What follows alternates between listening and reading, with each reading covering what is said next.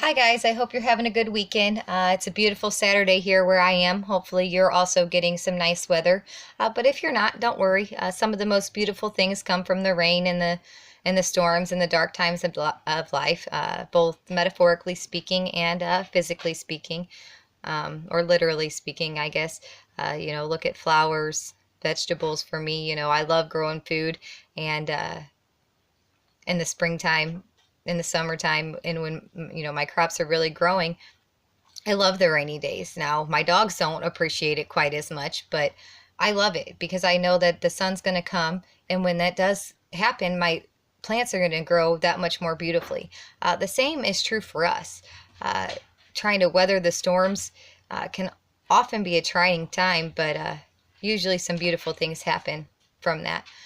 Anyway, so I went to yoga this morning, and I went grocery shopping, and I did some running around, and it's just so beautiful out.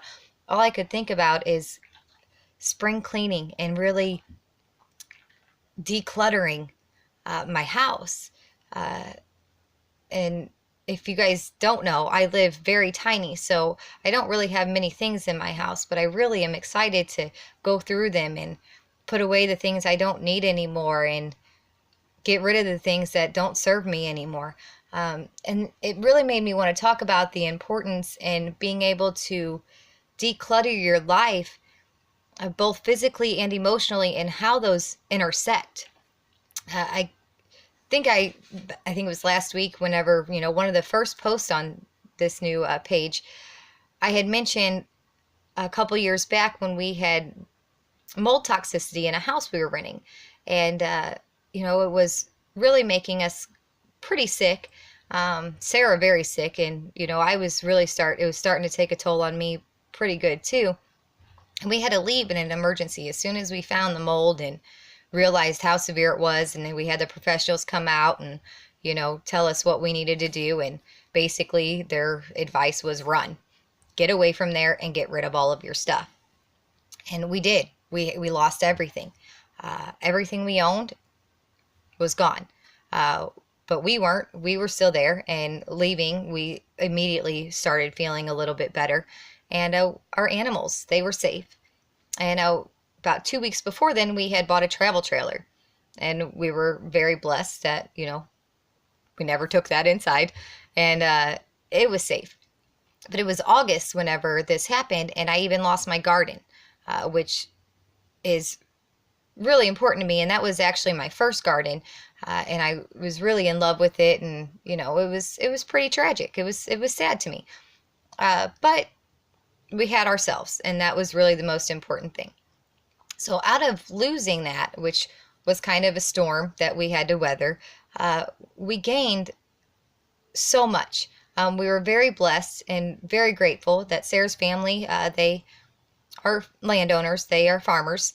And so we had a place to put our trailer immediately. So we weren't stressed out where we were going to take, ourselves and our dogs and our cat at that time. We were just able to just move on it and ride it out. We were lucky enough that we had enough money saved that we were able to buy ourselves new clothes immediately. We bought about a week's worth of clothes, and just took it from there. And it was hard. But anyway, we learned from that. And what that taught me is how much things actually cause stress and anxiety for us emotionally. It's kind of ingrained in us that we need to have all of these things. Our value is in material things. And I know that you hear that it shouldn't be that way, but subconsciously it is. And maybe it's consciously for you, but we're always looking for the newest, fastest car, the bigger house, the nicest shoes, the nicest jeans, and, all of these material possessions. We're seeing our worth in them if we can purchase them, if we have them, or if we have a big enough house to hold them, or the big enough garage to keep all the cars you have, or whatever the case may be, and that's not serving us. What that's doing is creating more stress because now we have more things to be responsible over.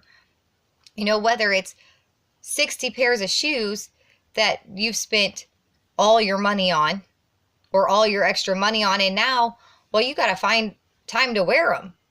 But then when you wear them, you've got to make sure you don't ruin them because, well, those are $100 pairs of shoes, and well, you're in credit card debt out your ears because of all your shoes, or, and it could be on whatever scale it is for you.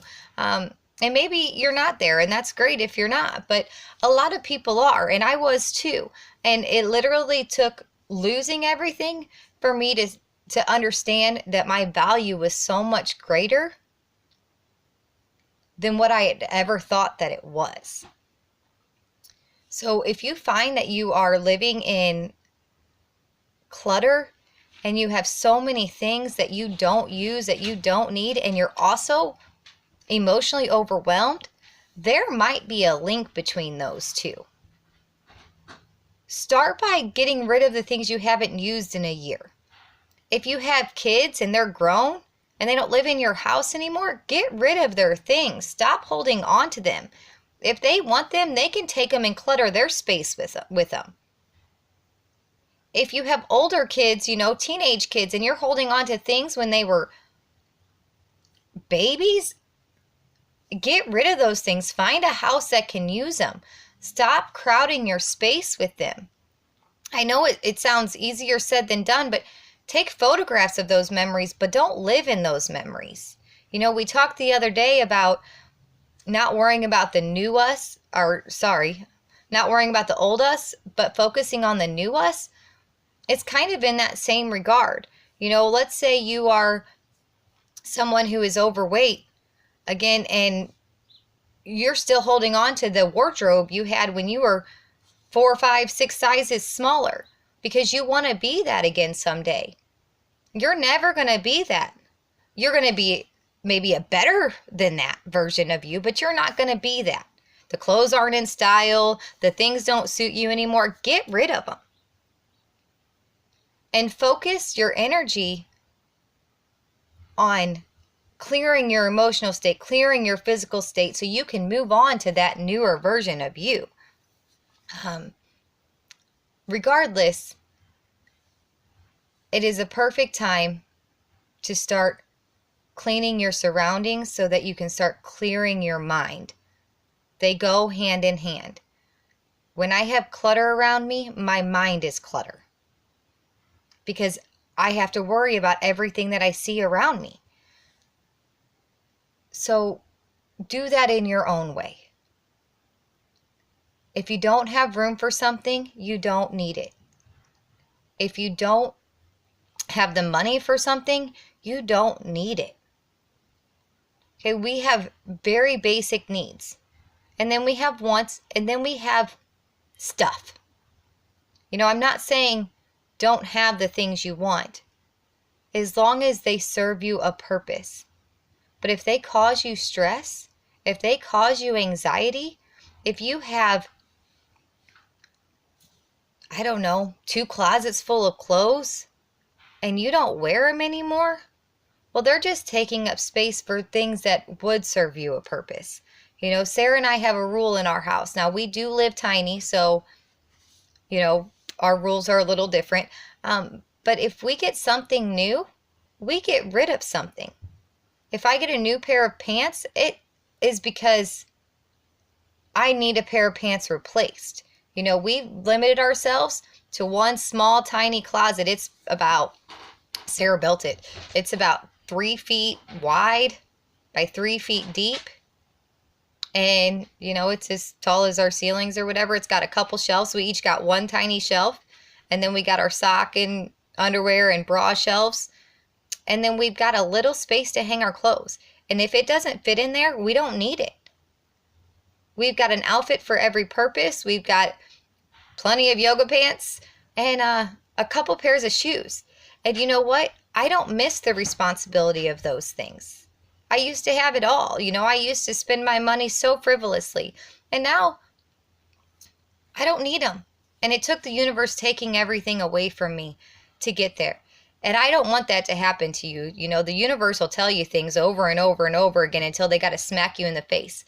And I had been being told for many years to live within my means, to live with things that don't stress me out. I hope that you can find a way to clear your space so you can clear your head. Anyway, I'm getting a little long. I hope you guys understand what I'm saying. I love you all, and be peaceful, be happy, and enjoy the rest of your weekend. Bye.